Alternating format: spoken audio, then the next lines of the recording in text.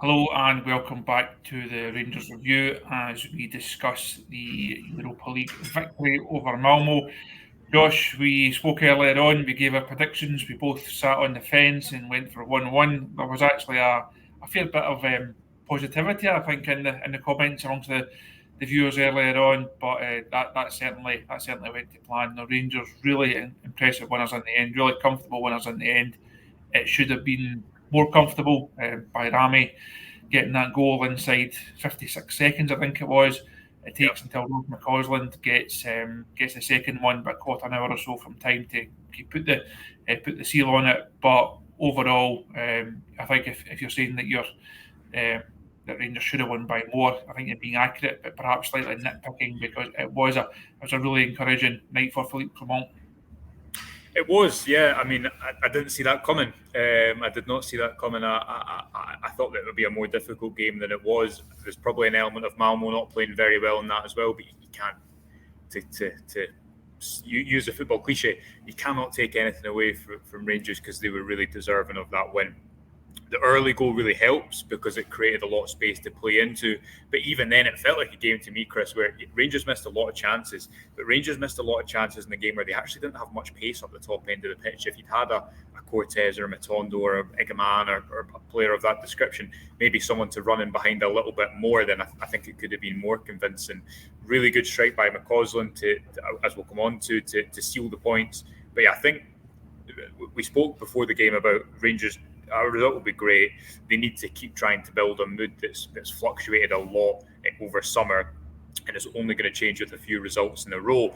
And that was both because it was a result and a performance. Yes, it's only one game, but to come away from home in Europe and win 2-0, to not really concede maybe one or two chances of real quality in what was a pretty hostile and difficult atmosphere to play within, when you're missing 4 or 5 first-team players through injury, and when you've won 2 games in a row, you've got 3 games at Ibrox to come up against the next international break, I think Philippe Clement will be justified to be a wee bit more positive tonight and what he saw from his team and where Rangers are compared to a couple of weeks ago.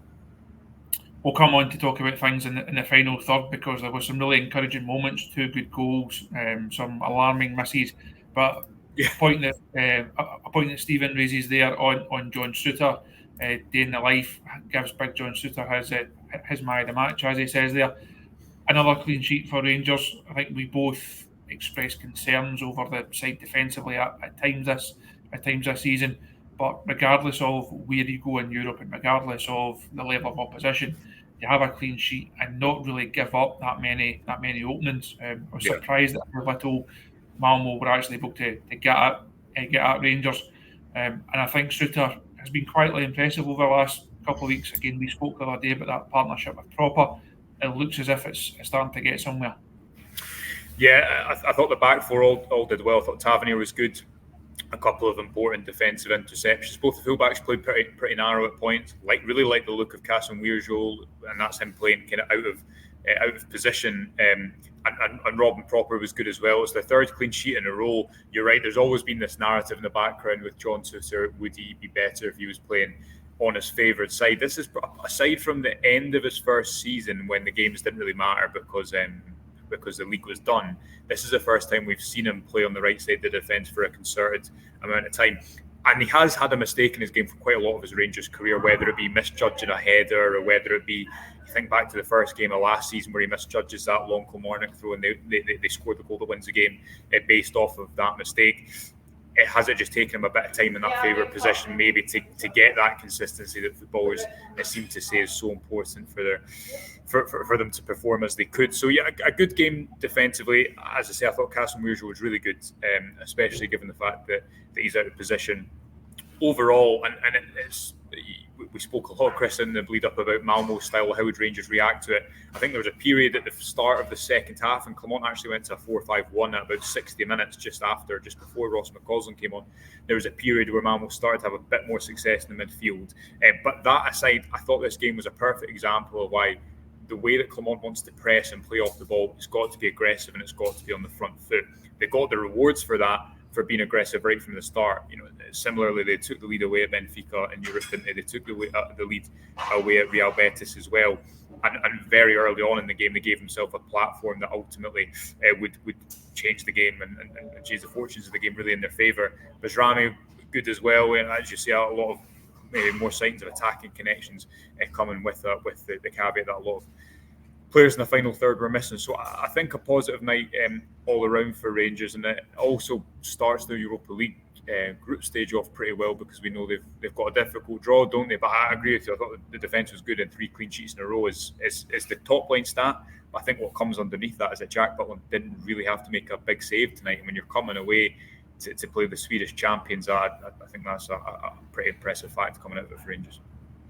At the other end of the pitch, we had a prediction earlier on. I think it was Alan, as pleasing as there. He pointed out 7-2. He could almost have been right. Now Rangers end the night with 2 goals, but you look at the Cherney chance in the first half. I think that for me that's the most glaring one. The Dessers and Bayrami breaking through. Dessers has the one in the second half. Lawrence could arguably have done better and certainly hit the target with the one that he had. Cassian Virgil had one later on, so there was definitely chances there for Rangers. I think the fear, as Stevie Clifford texted me about this at half time to say these better not come back and haunt Rangers. Yeah. Thankfully it didn't. Clement will be relieved that it didn't. But is that the one thing? Is that the one negative, if you like, the fact that Rangers did have to create? They made themselves sweat. On the plus side, you're going away from home and you're creating a barrel load of chances, but they really need to get better at converting more of them to give themselves a bit more breathing space in these games. Yeah, I mean, we'll see what the XG is tomorrow. The FOTMob and StatsBomb was a lot more accurate than the kind of other immediate models. But FOTMob has it as 2.5. So I mean, Rangers missed a lot of opportunities tonight. Yes, they could have won by more. Equally, every team misses opportunities when they're in line with hopefully scoring a few chances as well. I think they should have had more, and I think if either team looked more likely to score, it was Rangers.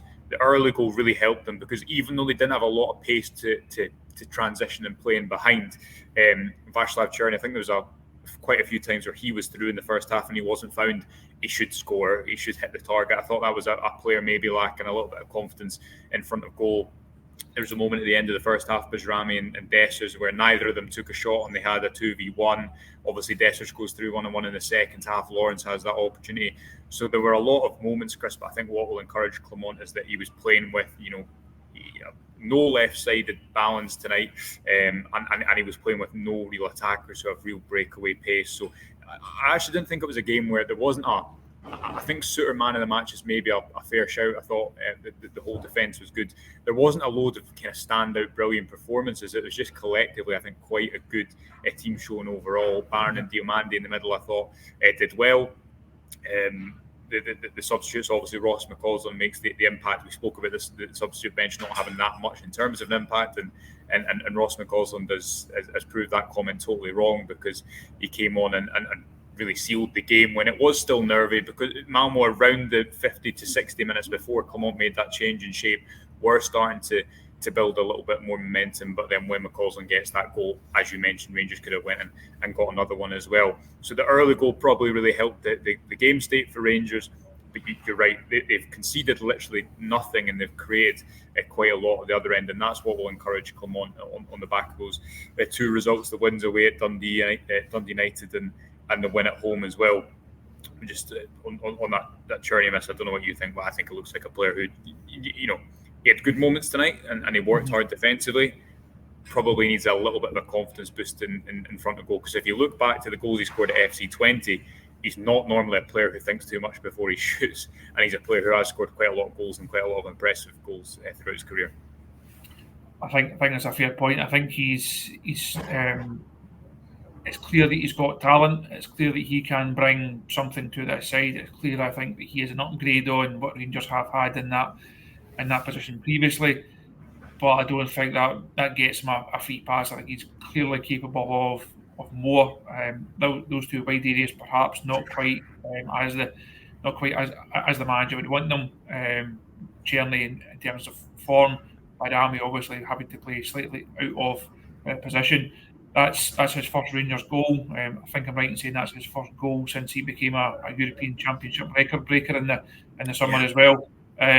we spoke a bit pre-match about that left-hand side. Also, Cash and Weirzo getting the nod ahead of Sterling to play a left fullback. What did you make of both of those performances and how that left-hand channel worked? I thought both of them were good, and certainly in terms of Barami getting that goal, getting that. God, people are so interested in the Rangers review. They want to come on the post-match briefing there, Chris. But they've thrown me off my point. I thought that Carson Weirzo was good. I thought he was really good. Again, kind of playing somewhat out of position. He has played fullback before, but he's right-footed. He looked comfortable, didn't he? And if you read the piece that I did with his ex-coaches, and you look at his you look at his career in football so far. He came through at Ajax, and when I spoke to previous coaches, that's kind of what stood out. He's someone who's really comfortable on the ball because he spent his entire youth career.